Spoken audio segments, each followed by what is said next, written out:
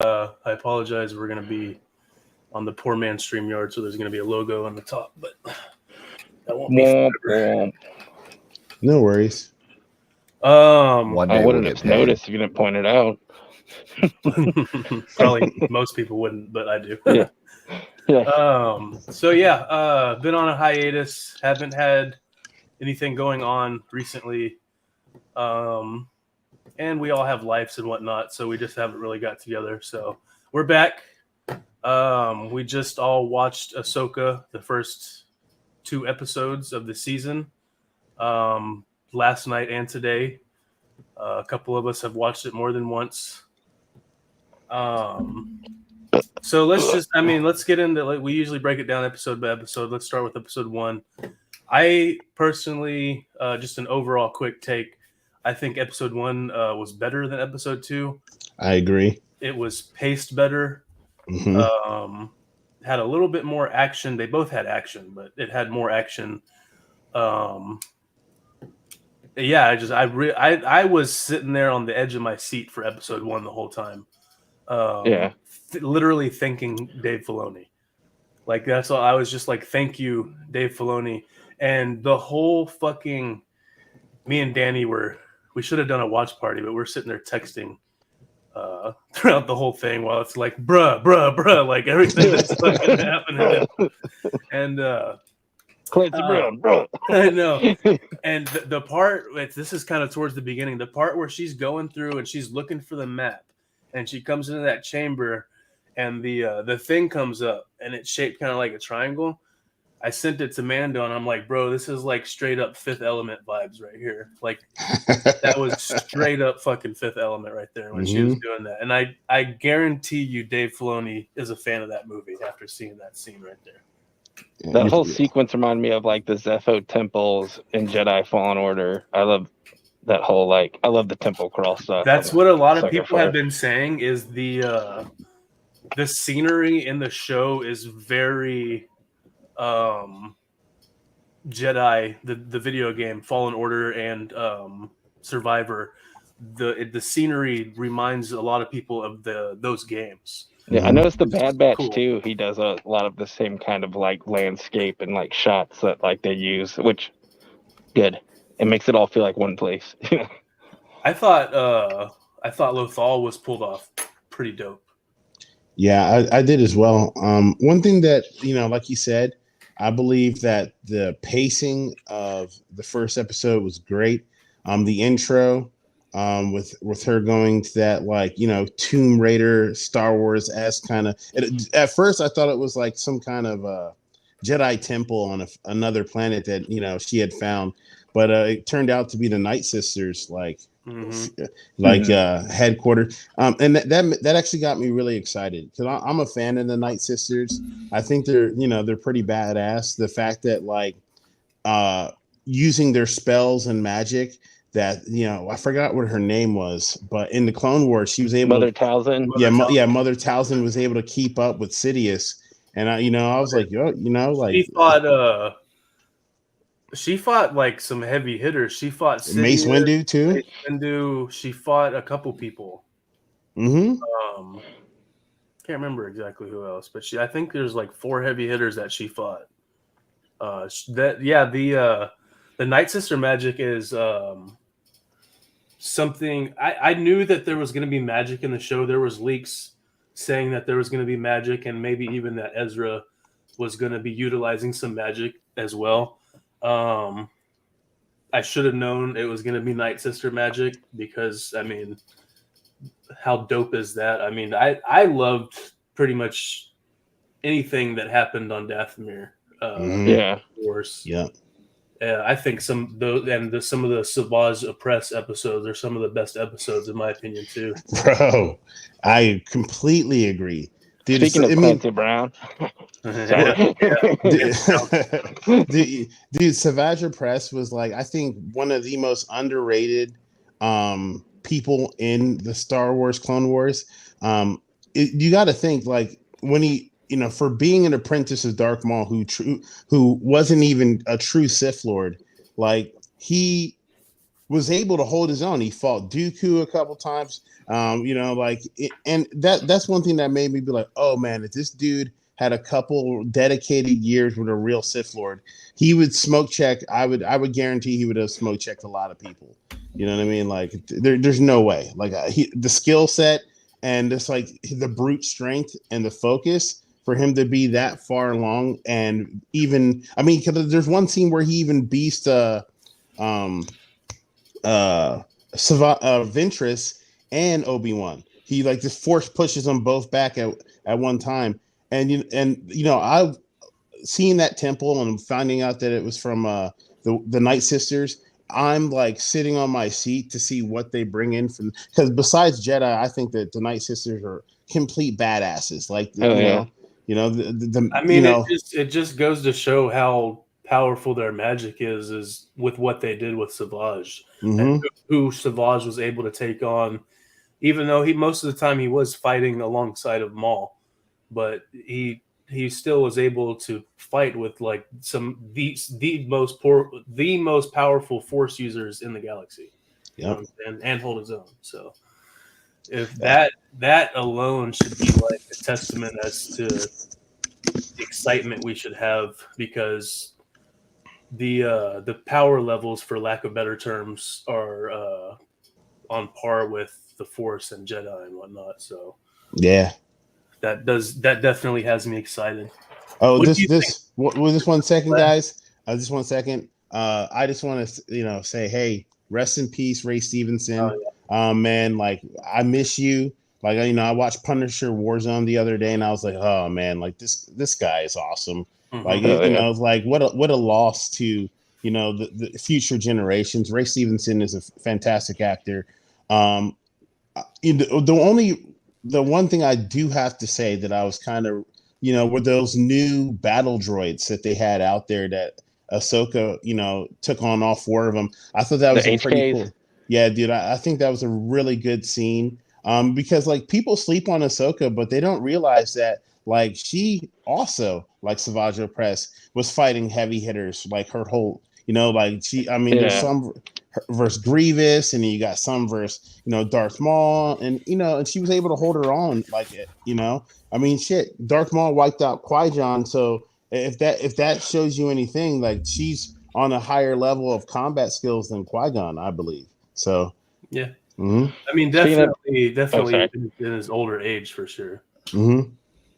Ahsoka's very athletic, though. That has a lot to do with her too.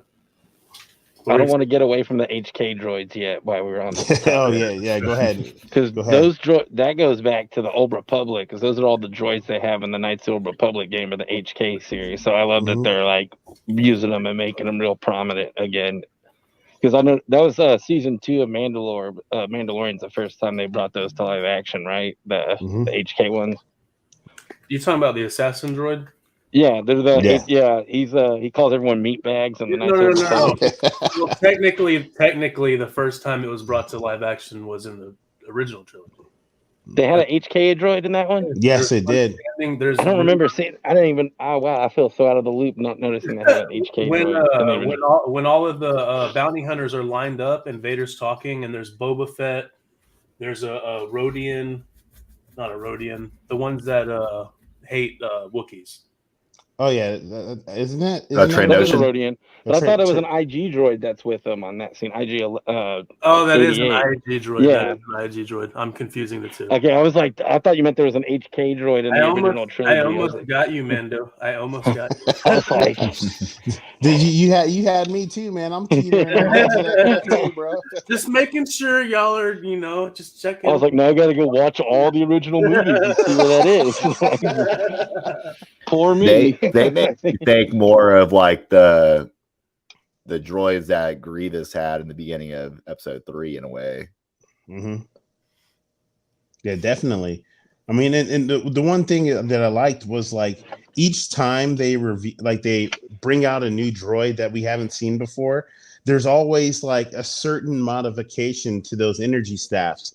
Like this one was more like they were more like Leonardo. They had the full staff except for this small piece in the middle, and and they were just doing what it do. I mean, like I love all the robots from Star Wars. I think that they all have their own unique characters, and like it kind of shows you the creativity and the designers and especially with the new CGI upgrades, everything looks good. And but my favorite part in that initial fight scene was when she jumped down in the hole and then cut the floor out from underneath them. Dude, that caught me by surprise. So before I comment on that, when she throws her sabers into the ground and spins to enter the first time, the trailer did not fucking look like that. No, it was way long. Like they extended the scene in the actual show than what they showed in the trailer. I just rewatched that part so we could talk about it. You watched it in the trailer, or you watched that part in the show? I watched both of them. And the trailer, what happens is they cut it off before they show her bring the sabers back up like she does in the show. So that's what the difference was. Is in the trailer they clipped this. So they cut it off earlier. What I was thinking is what they did was in the trailer it showed her holding the sabers and spinning as she was still holding them. But in the show, she throws them through the ground and spins them with the force. Yeah. And pulls them back up.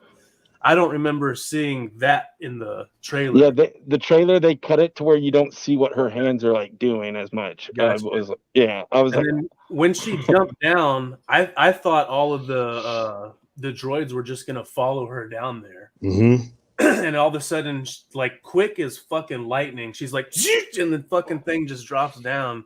I thought that shit was dope. And then that scene also when she first cuts that circle in the first time, it reminded me of Underworld when Kate Beckinsale does that with her machine, and she shoots through all the floors. And that was the first thing that popped in my head. I was like, oh man, that's pretty cool. But I mean, it also shows like how broad the spectrum is of the creators when they're pulling all these types of these little details from other movies or other media and mediums and bringing them into the Star Wars universe. I think it's awesome. Like the scene, like when she first walks through the temple, when she's running away, and she's like, that was my only like the one thing I think that they really need to do is they need to show that force dash that they only did in episode 1 when they were running on the droid ship and with Qui-Gon and Obi-Wan, and they ran away from the destroyers. Like they need to show that more often, because people don't really understand how skilled and how fast Jedis are. I mean, like Starkiller can pull a Star Destroyer out of the sky, bro. You know what I'm saying? And it's like, they I hate when they kind of nerf the Jedi or the Sith and they don't show their full capabilities. I feel like especially that Force dash, they need to start using that more, because I mean, like that's one of the things about Jedi. If people always talk shit, oh, how do they deflect these blasters and they can't even run faster than a normal person? Well, it's like they do. It's like they have like precognition, kind of. You know what I'm saying? So it's what it is. But I just wanted to see a Force dash at least, and then have her jump into the ship, which I thought was badass because that's the same one that she has throughout Rebels. We do have 6 more episodes. Oh, it's gonna be great. It's gonna be great. I read somewhere the reason that they don't utilize the Force speed or the Force dash like that is because there's just so many dramatic situations that can be resolved just by using that. So they purposely refrain from writing that technique into the movies and shows. I would think post Clone Wars especially, you don't want to like make Luke look like a bitch. Like too bad. He didn't have any problem doing that with the sequels, but we're not here to talk about that right now. No. But he was old and grumpy then. So what was your guys' favorite scene from the first one? Very beginning. Yeah, because it's framed just like Phantom Menace. From the opening crawl up in which that being in there alone, I was just like, oh shit. And it kept going and going, because like in Solo, it had like 2 little sentences that popped out. This had a whole ass thing coming out. And I'm like, oh, hell yeah, and it's in red. Like, let's go. Yeah, that's another thing. I was like, this is a dark undertone. Like it's Yeah. usually yellow. Like there's some Sith red right there that I'm not quite picking up yet.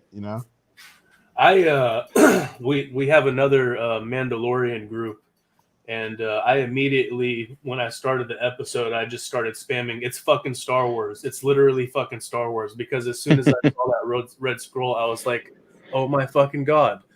Like literally, just seeing that made me feel like that was fucking Star Wars more than any show they've released so far. Like just from fucking seeing the red scroll at the beginning of the show. No other show did Kenobi have a scroll at the beginning? No, I don't think so. No, right? No, I don't think it did. I don't think any other Disney show has had a scroll at the beginning. Nah, I don't think Andor did either. Kenobi started with like the whole flashback of the whole prequels and everything, and then it had it opened up with Order 66 in the temple. Yeah. My favorite scene, it's hard to remember. Man, I've only watched it once. I wish I would have watched it again before this. Pretty much anything that Ray Stevenson has done on screen so far is, and I'm not just saying that because of his passing, but literally the dude is fucking killing it. Like he's fucking killing it. The part, okay, I know what my favorite scene. I know it. I just remembered the part where he's talking to what's her name? I can't remember, the Night Sister chick. Morgan Ellsberg. Yeah. He's talking to her, and he says it would be such a shame for her to die, seeing as there's so few Jedi left. So he is doing what he's doing, which seems evil, obviously, because who he's working for and whatnot.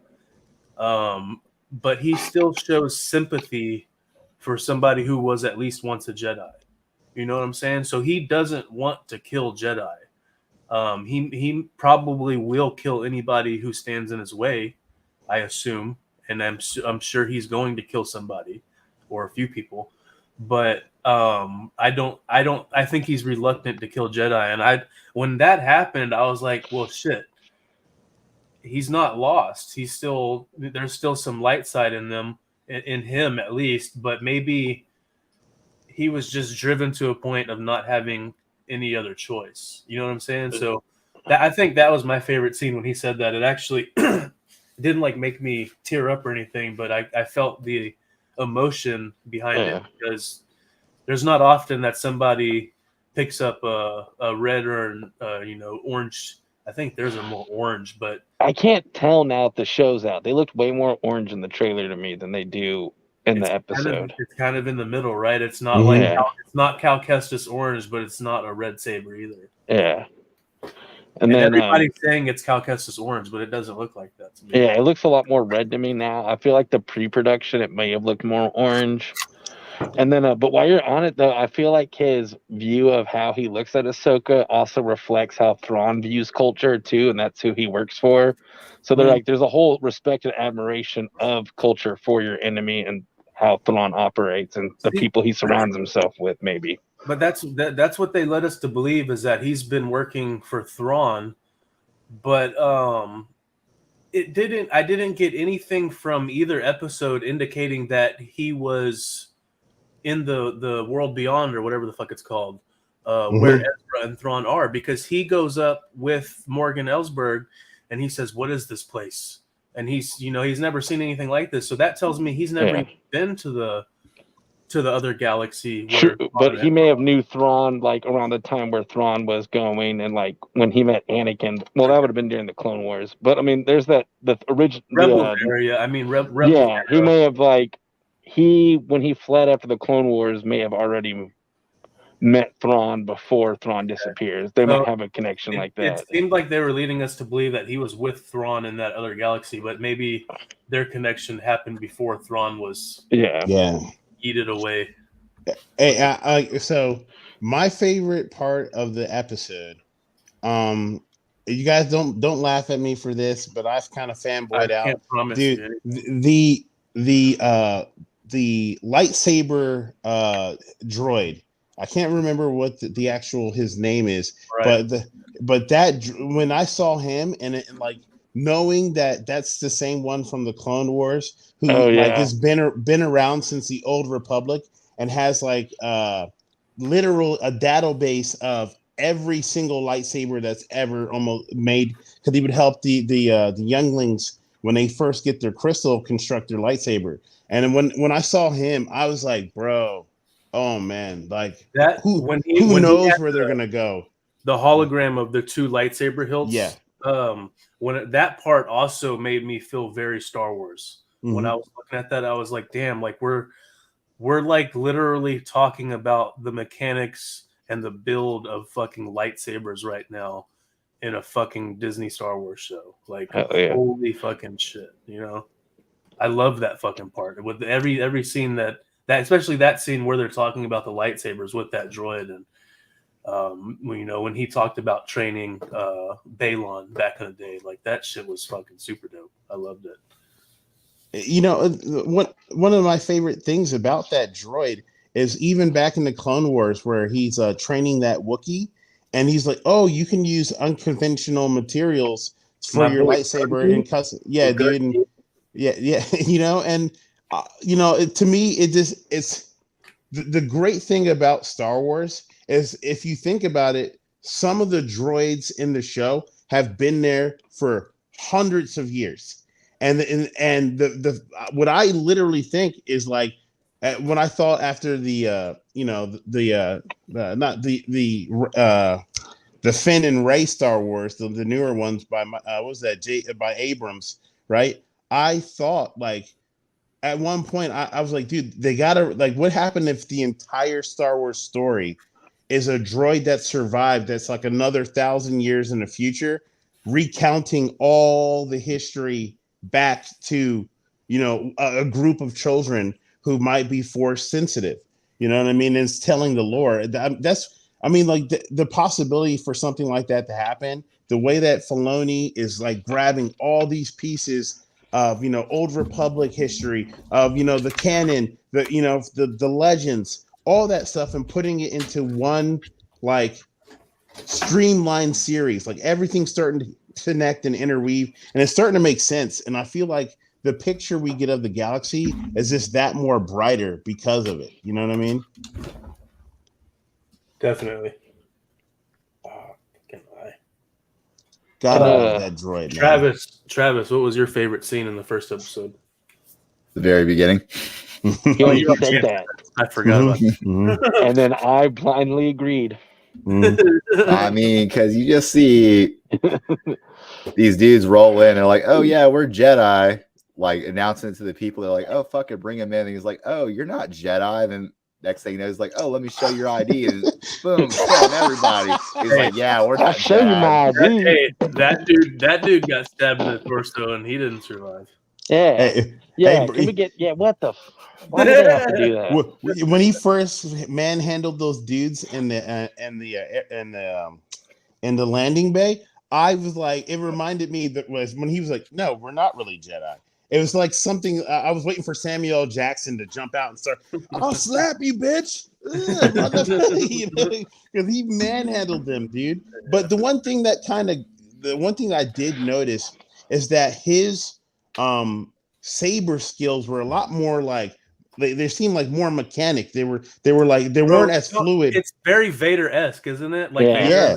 And that fucking trips me the fuck out because of my fucking theory that I had a couple months ago. But drop it. Let's see what you got. What was the theory? I made the video about how Balon is actually Anakin in a different universe. Like, if he didn't get fucked, if he won, if he didn't go into the suit. Yeah. So. Oh man. Age and size, they would be, it'd be spot on. But and I imagine his universe, Padme still died, so he's still heartbroken. That's why he's like he is. He's still turned, but not as drastically. He probably killed Palpatine, and he became a Dark Jedi instead of. That sounds more like Revan. You know what I mean? Like that he went light side, dark side, back to kind of like gray. You know what I mean? But he was still a Jedi. But Are you wearing a Revan mask right now? Yeah, I was like, who? Did you guys ever play the the Revenge of the Sith game on PS2? No, I never had a PS2. You could play as Obi-Wan and Anakin, but the thing is, if you play as Obi-Wan, because they had a bunch of extra stuff that wasn't in the movie, play as Obi-Wan, it was all the stuff that happened in the movie, but obviously with Anakin, you're not going to beat the shit out of Obi-Wan. The next thing you know, like, that ending is going to happen. So there was an alternate ending where he kills Obi-Wan and just walks off. Palpatine drops down onto the planet, and he's like, hey, here's your new lightsaber, and hands Anakin his new red lightsaber. Like, he didn't have to bleed out the crystal, and then just throws it up in the air, ignites it, and then chops Palpatine down. He says, no, the galaxy belongs to me. Oh shit. Oh, dude. So it could be something like that where it's like an alternate thing. Yeah, but I don't think everything's so. still They've said they've released that he's a Order 66 survivor, so I don't think the Clone Wars defector. Yeah, I don't think he's actually Anakin. It was just a hopeful theory. Yeah, didn't they say he like defected during the Clone Wars and left the Order like Ahsoka did? I don't know his exact story. The only thing that I remember them saying in the show is that he disappeared right before the Clone Wars. Okay, I couldn't say if they remember they said the beginning of the end. It didn't really say that he like abandoned them or anything like that. It said that he disappeared before the Clone Wars. Okay. I can remember. Did they say before or after? Because now I gotta go back and rewatch it. I think he said around the Clone Wars era or something. Okay. I don't know if he said. So he disappeared around the time of the Clone Wars. Yeah, right? something along those lines. Yeah. Okay. Mm-hmm. It was more vague. Yeah, I think I recall something like that being said. Like there wasn't like, hey, he left during this period. It was like, I think it was in between this, and but dude, like so. What did you guys think about like the ending of the first episode? Where they stab. So I'm tired of people I know aren't gonna die getting stabbed in places that have killed major characters. It's just kind of like a little annoying.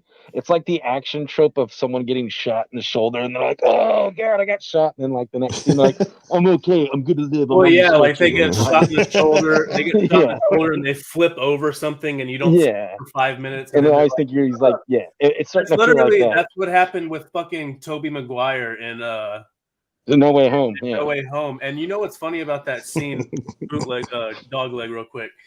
They shot that movie for that motherfucker to die. And he was supposed to die, and it was supposed to be this big emotional thing. But they were like, no, they're so good on screen together that they had to bring all three of those dudes back to reshoot the entire ending of that movie because they were like, nah, he needs to survive, so we got to reshoot it. So they went back like 3 months after the movie was done filming, reshot that scene, and he basically got stabbed in the gut and was like, I'm okay, like. Yeah, I've been stabbed before. But yeah, anyways, I thought it would have been a lot better if she would have lost a hand or an arm. Yeah, do like a little poetry. A leg, you know what I'm saying? I mean, I kind of think Filoni missed the mark on that one with the stabbing in the gut bullshit. I mean, he could have at least made her do the force heal shit, since that's a thing now. Or maybe they're making fun of that. Like, look, she got stabbed and she got medical attention. No force healing required. Right. I don't think she's force sensitive though. I think she's being trained as a Padawan just for like lightsaber skills, mindset. Because she's a fucking Mandalorian. Bro. That's my one qualm with that scene. Is like Sabine was one of the most badass Mandalorians. Dude, you got in that Rebels that whole series. Dude, she's in the forefront. She's part of this, the infiltration teams. She's a badass. And then even when she had the dark saber before she had any of the saber training, she was able to hold her own. Like I think that was like the fact that they kind of made it. Oh, Ezra left. Now I'm a pacifist kind of, and I'm on. I'm under the. She didn't have her head in the game. True, but I feel like that might be why she sucked right now. She she wasn't training anymore. I think she's over that though. I think the end of the last episode was her character arc of her getting her shit. I'm ready. Back in gear, back in my bad. What we saw so what they do a rinse and repeat of like what happened in the Obi-Wan series where Obi-Wan was like, oh, I'm not fully back connected with the Force, and then by the end, oh motherfucker, I'm gonna hit you. I'm gonna throw an avalanche at you. I like with Luke. I think Luke like took himself off the Force. The next thing you know, he's projected himself to other planets. Yeah. But that way too wild with this shit over here. I gotta say, we're 30 minutes in, and I gotta bring it up before we forget, because it's like none of us have said it. But who the fuck is Morak, the guy with the Inquisitor with the fucking? Yeah, I was thinking that same shit. And why I got Inquisitors? We had this talk. Is it Luke months ago. with 2 Ks? Luke.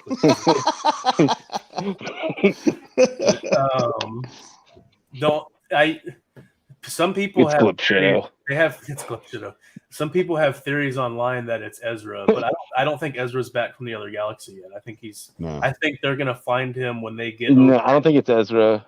Yeah, I don't think it's Ezra. I'm wondering. I mean, I was thinking the evil clone of Luke. Well, no, I was thinking if it was Ezra, they wouldn't be looking for Thrawn in a whole different joint. So yeah, that's why I don't think it's. They're both still. Y'all, but I mean, I was half joking, but y'all don't think it could be the evil Luke Skywalker clone under there? Nah, man. Like, you're not taking it. I don't, dude. You don't think they're gonna go that route with it? Filoni is brave. Don't get me wrong, but not that brave. he is except for the Sabine getting stabbed in the gut scene. He's kind of going all out for us right now. Yeah, but bro, pulling something like that out of Legends. I don't see it happening. Neither do I. But I wanted to pull out. Neither do I. But I just imagine if he took off that mask and you see Mark Hamill, people's fucking head would explode. Oh hey, speaking of Legends. Oh, look at that! I got the whole trilogy right here. Some of that shit's being canonized right now as we speak, though. And that's the awesome part. So, on that new Inquisitor, like. The one thing that I'm thinking is like, I hope that it's actually someone that is relevant, because they've introduced 2 new Sith Lords essentially. Right. I'm hoping that the focus of the dark side is stays with them, or maybe he was an apprentice who saved 2 younglings, and now those younglings are his. One's his Darth Maul, the other one's his Ventress. You know what I'm saying? And I think I would hope that they would introduce a new character, expand on the lore, and talk. Maybe it's a different race of alien or humanoid. I would like to see or something like that, because that's one thing that they haven't really done in the live action, to show that the capability besides Grogu. I mean, but of any other species in the galaxy, I think they need to, bring that up. I mean, like one of the ancient aliens they're talking about at that temple is it's from an ancient race. Like, that'd be crazy if that Inquisitor ended up being one of the Gris, where it has the alien with the nose that's kind of cut off and stuff under that helmet. That would be, dude. That would be cool if they did an unmasking of you and it's not even a human. That would be awesome. But or what happened? What happened? If you guys played the not the Old Republic, but the Star Wars Online, you have all those original Sith creatures that have they're like dragonoids. The actual Sith race. Yeah, dude, I think that would be awesome. Because like I said, dude, I'm cool with there being a big focus on Grogu, and then standard humans, but in the lore and even on the Jedi Council, and even, some Sith Lords, like Plagueis, they were different species. You know what I'm saying? So I personally would love to see a new race being introduced to. Yeah, that's one thing I think Disney could do better on, is utilizing more alien characters, because they have the money to do it. So just do it. You know what I'm saying? Guardians of the Galaxy 3 has been having better alien races than Star Wars. Yeah, true. I mean, but Yeah, that's true. I mean, the third one for sure. But I mean, like, I think that would help, like, because if you think about it, for the average person who's not like, you know, a fanboy like us, they're not going to know about all the, because they're only going to know what the movies have shown them, you know. And I think that it would be really, really cool to bring back one of the original Sith creatures and be like, and he was just hidden off on some planet, and now he's where did he get his Inquisitor blade? Maybe he killed an Inquisitor and took that from him, you know, something good like that, man. You know, I feel like, or even like some of the with the red suit guys, I forgot what their names, but the Imperial Guards, the Praetorians. yeah, the Praetorians. Yeah. And some of the games, some of those were actually Force adept, and they had the pike with the lightsaber at the end. I thought anything, you know what I'm saying? Just it seems it's starting to be really cookie cutter, and I'm just like, when are they gonna pull like that Hail Mary and just like, boom, this motherfucker, you know, like for instance in the prequels or in the Force Awakens, they bring in that one alien who's like known, she's lived a couple hundred years, and she's talking about before and after, and you know the one with the bug, yeah, dude. You know, it's like the first honest but like that's one thing that like they kind of, you know, because even the Wookiees can live to be 300-400 years old. You know what I'm saying? So it's like, I feel like they need to get out of the human time frame and start letting people know, and start showing this from like another viewpoint, like a new Sith Lord, a new species, or one that you pulled from canon or Legends, bro. If that happens, hey, Filoni, you are God. I bow down to thee. I think some of your wishes are going to be answered in Ahsoka.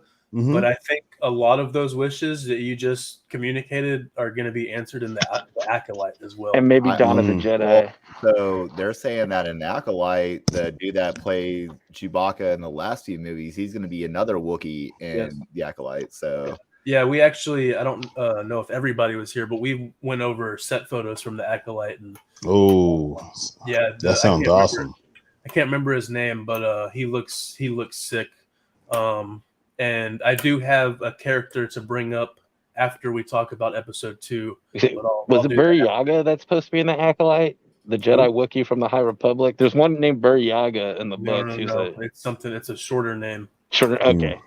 I'm just glad that there's a plethora of like Wookiee Jedis now in canon. Dude, I'm sorry, dude, but like, what's his name? The black Wookiee who's a badass. Chrysanthemum. That's Black Chrysanthemum. Yeah, right. If that motherfucker had Force powers, god damn. So this is gonna be his name is Kel Naka. Kel Naka? Okay. Awesome. Shit. Well, I might have to call this one for me tonight, unfortunately, because I still got to make dinner and stuff and do a few things. But Danny, it's 8:30. Hey, just give us 15 more minutes to cover. That's fine. I can do like 10 episode real quick. Okay, yeah. Oh yeah, I forgot before we do the second episode. One last thing I want to bring up, and you know, basically, hail Filoni, thank God. The part, and I think you might have already said this earlier, Mando. The part where the droid is following Shin around, the apprentice, the dark Jedi apprentice. The droid is following her around, and they're searching for Ahsoka. It's such a fucking. It was so episode 1, the Phantom Menace, all on what planet were they on? Tatooine. On Tatooine, looking for which planet in Star Wars are they on? Try to guess. I know. easiest planet to think of.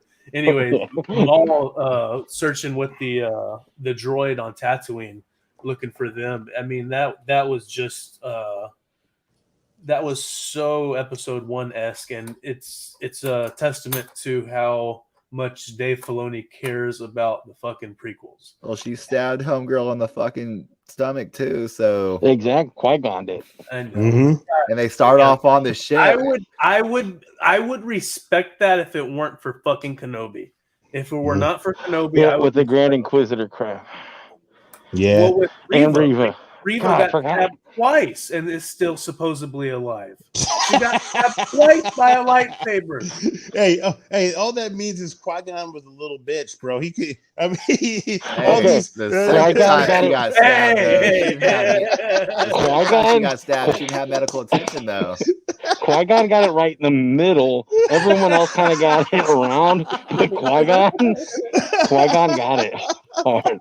Everyone else. Well, you know what? We are talking all this shit, but we never said anything about Maul getting completely. He gets like cut in half. We're fine with that. Hey, but you got to think, dude. What are the Sith bases? Do they love to see to dominate people? So he's in that dominant position over Obi-Wan, and he's hanging on by that light fixture. And then Obi-Wan's like, "Oh, is that a lightsaber I feel up there? Oh, I got this bitch." And he hit him with the sneak move, But what I like, just like you said though, it did happen to Darth Maul, but Darth Maul fucking he went real dark side. He was like, "Oh, anger, keep me alive." Boom, boom, boom. That's some shit that like Bane would do, dude. When he had that fucking suit of those beetles that fucking oh man, like come on, Beetleborgs. He also went psycho for 10 years or whatever it was too. Yeah. Because you go back and watch Clone Wars, he's in there like lost his Mark damn Hamill. mind. Yeah. All right, so to push this on to episode 2, I'm gonna have to agree with your initial statement when we started off with this podcast or this this live stream.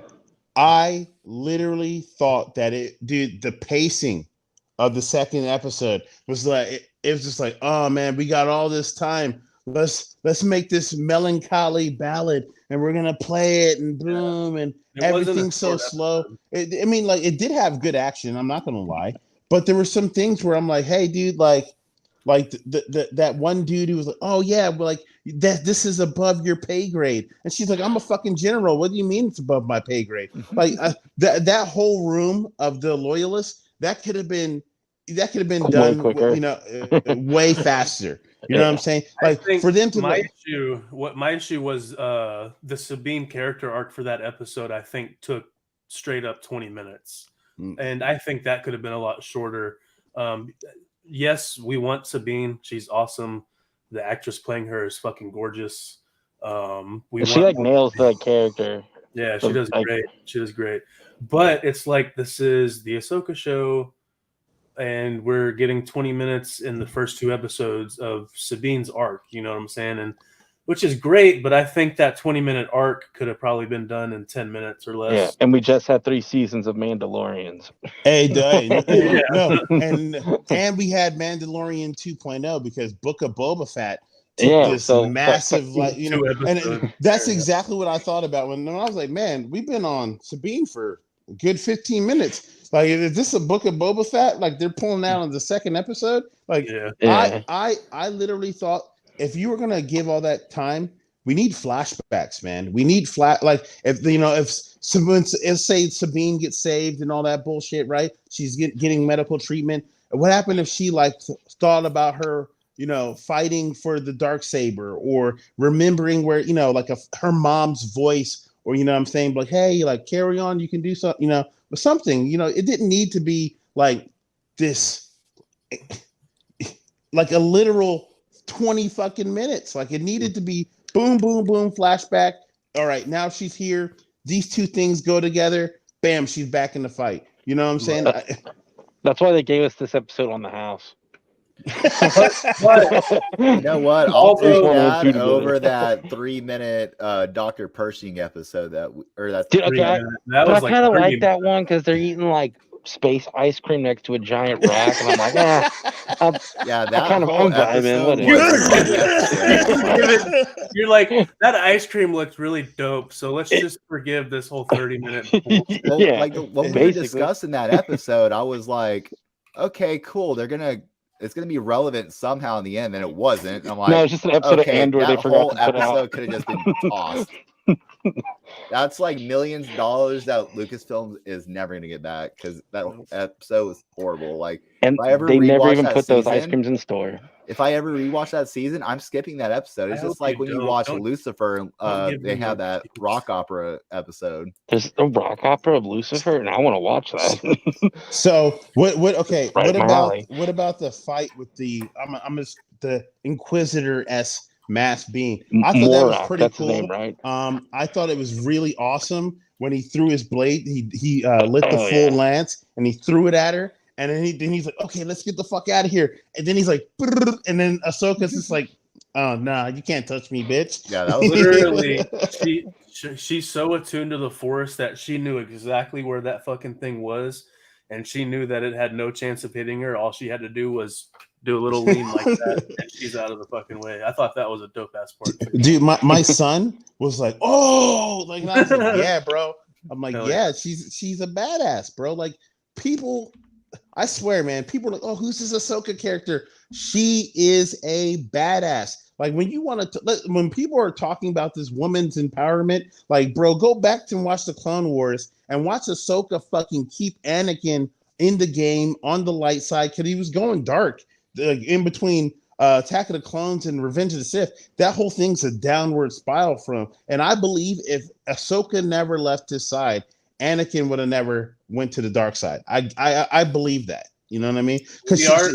We're supposed to get a Mustafar scene in this show when she visits the world between worlds, which I believe is going to happen when she's on her way to the other galaxy somehow. But we're supposed to get a Mustafar scene, and she's going to show up, and she's going to fight Anakin Skywalker in place of Obi-Wan Kenobi. And the whole idea is supposed to be that she is supposed to see, even if it was her on Mustafar instead of Obi-Wan, the fate of Anakin Skywalker was sealed. He was going to become Vader no matter what. So literally, what's supposed to happen is they're going to fight, and he's going to get fucked up in the same way by her. And shit, that's gonna be really sad. Dude, like honestly, that I was thinking that. So I'm like, fuck, man. Like, you know what I'm saying? Because that's one of the things I really loved about Clone Wars and the Ahsoka character is that like that witty banter she always had with Anakin. Anakin, like, oh, we're about to storm this castle, and she'll, here we go on another suicide mission. You know here we go, Sky Guy. Like, remember when there was that big dam wall that they had? And he was like, how are we going to get to the bottom? Anakin's like, jump. And she's like, oh, what the fuck? Okay. You know? And, what did I expect?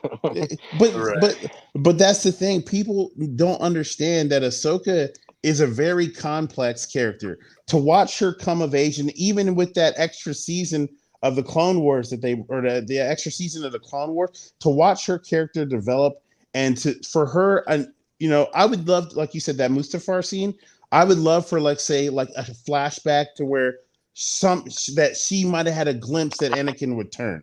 You know what I'm saying? Like something like that, man. Like, I think that connection between her and Anakin, because you think about it, every time she got captured, Anakin went full fucking like suicide, dude. He's like, I'm gonna fucking die hard this shit. Yippee-ki-yay, motherfuckers, I'm coming. And he would fuck people up, dude. You know what I'm saying? And so, like, my closing notes on my end, for episode 2, Ray Stevenson took it again. I think he was the highlight of episode 2 once again. The ending scene where they're at the area, which is going to be where I guess they leave to take off to the next galaxy, however it happens. That shit was dope as fuck. His character is so, I want to say imposing, but it's like imposing in a safe way. You know what I'm saying? Like, feels like Grandpa. Yeah, it's like Grandpa's gonna he can fuck you up, but only if he needs to. You know what I'm saying? There's a hint of Dooku in Ray Stevenson, because you remember he wanted to actually bring his whole thing was destroy the government, rebuild it so it can serve the people, right? Yeah. And that's what I kind of get. I get that little hint of like, oh, there we go, little Dooku. I'm a little Sidious. Bro, if it comes out that he was trained by Dooku, I will shit my pants. Would you like that? That would be, I would love awesome. Dude, Dooku's one of my favorite Sith. His book, Dooku Jedi Lost, is one of my favorites. I love his story. And he's one of my favorite I would fencers. not be surprised if that were to happen. Danny, I know you got to go real quick. I wanted to bring this up. Have y'all heard about the character that's supposed to be showing up in the Ahsoka show? And it's supposed to be Grand Admiral Thrawn's right-hand man. His name is Captain Enoch. Have y'all heard about this? Nope. No.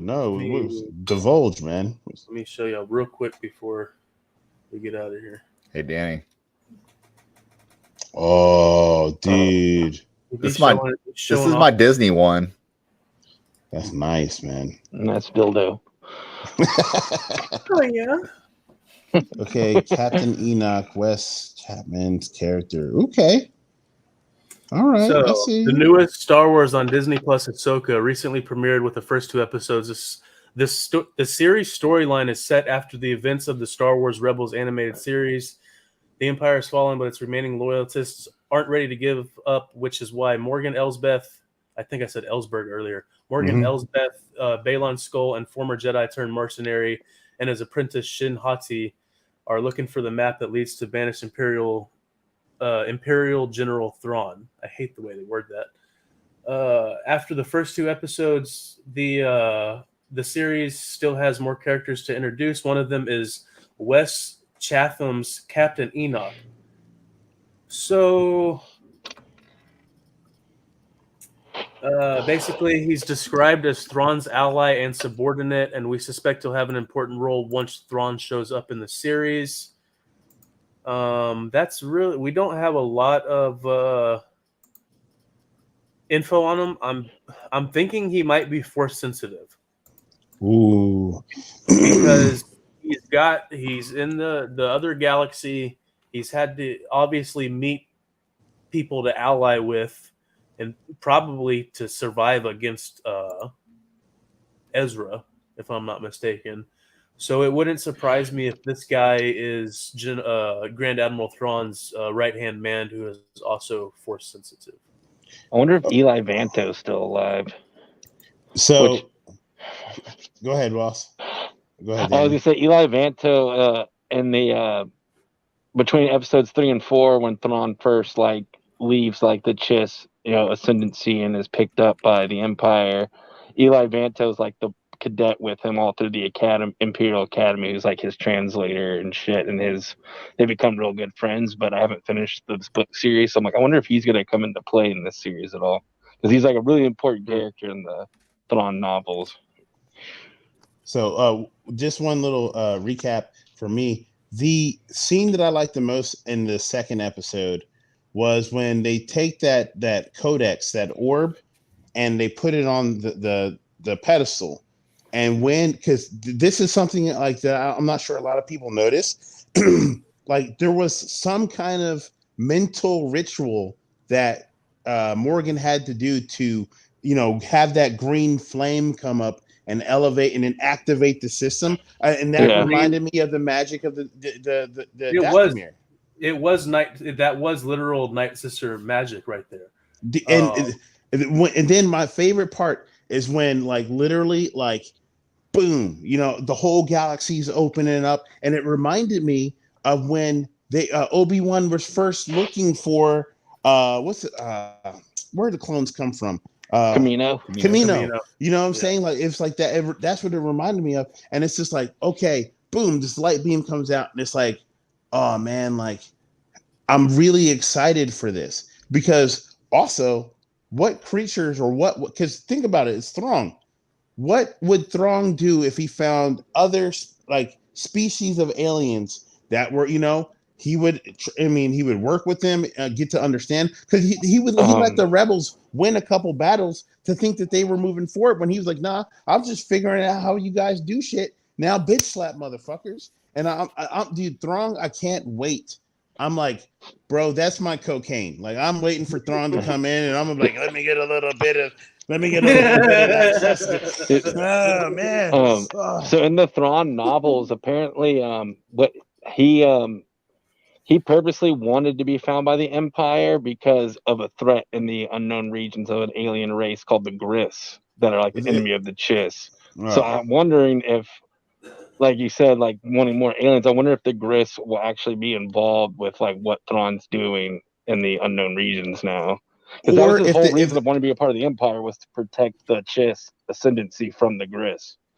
Or it could be the Yuuzhan Vong, because they were the ones that were like, they came in and to me they remind me of xenomorphs from Aliens, and with a little bit of Predator mixed in. And I like, like with xenomorphs with consciousness. Yeah, I mean, you think Disney has the balls and would let Filoni do it? That's why I would lean more into the Gris over gold. Everything Filoni's touched, Star Wars wise, has either created a new fan base, remotivated, the original, 1977 crew to come back and join the bandwagon and watch these shows. Because if you look at it, Disney's missing shots everywhere else. Marvel is all over the place right now. The only thing that's holding it down is really Star Wars. The Bad Batch is good. The Bad Batch brings different generations of Star Wars together. Tales of the Jedi was a huge hit. Yeah, exactly, man. And that's what I'm saying. And then also the Visions episode, where you get all these different interconnected, or these stories from different parts of the galaxy. And it's Star Wars is the only thing holding Disney down right now.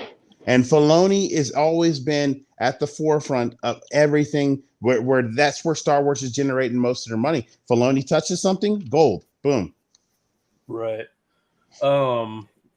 Only thing, what I want to say before we get out of here, a little bit of bad news. Unfortunately, the next episode is going to be the shortest episode of the season. Oh, God.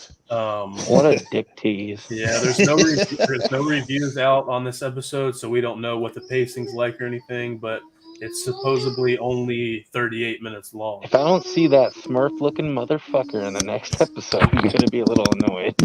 Because I'm like, give me some Thrawn in live action. I'm waiting for that so bad. I don't think we're going to get him till the last 3 episodes. They're going to fucking do what they do with Homeboy, aren't they? Bro, like, give us what we want. We want our Thrawn. We want our Ezra. Give us the cocaine. Line it up. Let us get right into the Star. Hit us with the Star Wars. Give us all. I mean, like, bro. I mean, I could be wrong. I just feel like as a they're gonna Moff Gideon him. Tactic, yeah. I don't think it's gonna be last 2 episodes. I don't think so. Maybe episode 5, 5, 6. So he's in the last 4 episodes. Maybe. I don't see him showing up before then, though. They gotta build. They got to build the threat. You know what I'm saying? Like, I know they can't just give us the money shot right away. A lot of people going into the show who haven't watched Rebels don't know who the fuck Thrawn is. You know what I'm saying? Mm-hmm. Like, they have to, for the everyday viewer, not us. They have to build this character's threat, and just simply because of that, I don't see him coming before episode 5. You know what would be most gangster entrance would be him being like, oh, I knew Moff Gideon was a sneaky little bitch. I know he's got clones and all this secret programs going on. If he literally came up and Gideon's like, oh, welcome back. And he's just like, pow, dead. Boom. That, because you think about it, he was the only one on that little council that was, doing their own thing. Everybody else was like, we're building up inventory for Thrawn when he comes back, and he's like, what about my program? And they're like, nah, fuck that, And so I think that'd be really cool, because you think about Gideon has been a crafty kind of small, like a smaller Thrawn, but the better thing would be if he came right in and murked him, like maybe he somehow was, watching everybody from the other galaxy. Who knows? But like I said, I can't wait. Well, we definitely know that Gideon did not die in season 3 of fucking Mandalorian. I mean, I'm not falling for that shit. That was definitely one of his clones. But I feel like people need to start dying in Star Wars, or like no one's gonna give a fuck anymore. Dude, you're right, man. Like, you think about it. With Cad Vance, you get shot, doesn't die. You know what I'm saying? Now he's a new Cad Bane. Yeah, Cad Bane. Yeah. My bad. But he gets shot, doesn't die. fucking Sabine gets stabbed in the chest with a lightsaber. She doesn't die. Like it's like, come on, man. Like you got to start making it seem like, you got to make it Game of Thrones-esque. The thing that made Game of Thrones so good was that there was no guarantee anyone would be alive. Well, I mean, anytime you got attached to a character, they're gone. You know what I'm saying? Like, yep. But that's how it is. Like, this is war. This is intergalactic war. There's no more clones anymore. You don't have an excuse to not kill off some of these characters. Right. Go hard. Like, that's all I'm asking for. Right. And on that note, we should all go hard. Yeah, right at an hour. Hey guys, it was awesome chilling with you. It's always good talking Star Wars. I love you guys, man. We'll talk more and talk about whether we want to do a stream next week or wait for 2 episodes. I know next one's going to be short, but let's play it by ear. Maybe it'll be an absolute banger, and we just have to talk about it. So let's just see how it goes next week, and we'll go from there. You're seeing Lizzo next week. I'll see you. All right, guys. Stay classy, San Diego. All right, later, guys. All right.